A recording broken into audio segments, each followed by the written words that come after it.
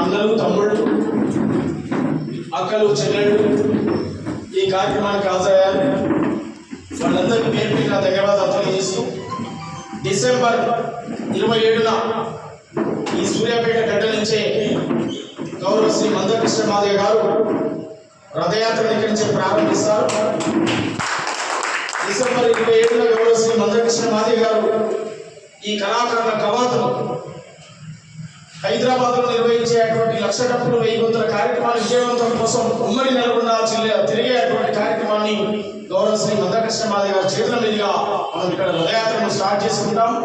అన్ని మండలాల విధంగా సాగుతూ ఊరుకు ప్రతి మాదిగ వాడలు, మాదిగ పల్లెలను తట్టి లేపుతూ జాతులు మరింత చైతన్యాన్ని నింపుతూ ఇంటికి ఉన్నటువంటి ఒక డప్పును తీసుకొని పాటలు, డప్పు, ఈ గణాలతో పల్లెల్లోకి పోయి చైతన్యవంతం చేసేటువంటి దిశగా మాదిగ జాతి ఉపకులాల కళాకారులు నిర్ణయం తీసుకున్నాం.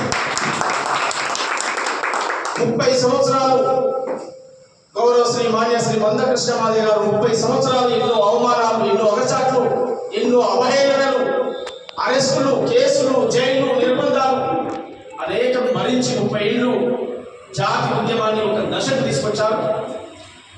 చివరి క్షణంలో అపరాధం ఉండేటువంటి కాలంలో మళ్ళీ కొంతమంది సోదరులైనటువంటి వాళ్ళు కుయుక్తులు, కుట్రలు పండుతూ రకరకాల అవహేళనలు చేస్తున్నటువంటి సందర్భంలో ఈ జాతిలో పుట్టినటువంటి బిడ్డలుగా అనేక రాజకీయ పార్టీలను గద్దెలు దింపడం, గద్దెలు ఎక్కించిన వాళ్ళు ఇవాళ జాతి ఉద్యమాన్ని చివరి రోజులు తీసుకొచ్చిన మందకృష్ణ మాదిగకు భుజం కలిపి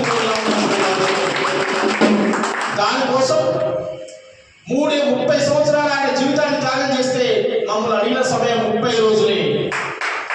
30 సంవత్సరాలు ఆయన పోరాటం చేస్తే మమ్మల్ని అడిగింది 30 రోజుల సమయమే. ఈ 30 రోజుల సమయంలో యావత్ జాతినంతా మేలుకొల్పి లక్షలాది మందితో హైదరాబాద్ 125 అడుగుల ఎత్తుల బాబాసాహెబ్ అంబేద్కర్ విగ్రహం కానించి నెక్లెస్ రోడ్డు మొదలుకొని ట్యాంక్ బండ్ బాబాసాహెబ్ అంబేద్కర్ విగ్రహం వరకు ఒక మహా కవాతు నిర్వహించడం జరుగుతూ ఉంది.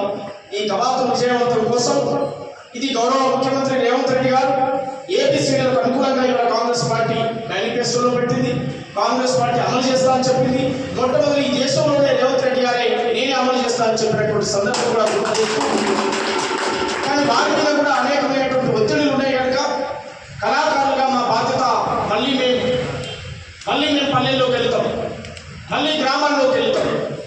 మాదిగ మహావీరులారా, ఆది జాతుని వారసులారా,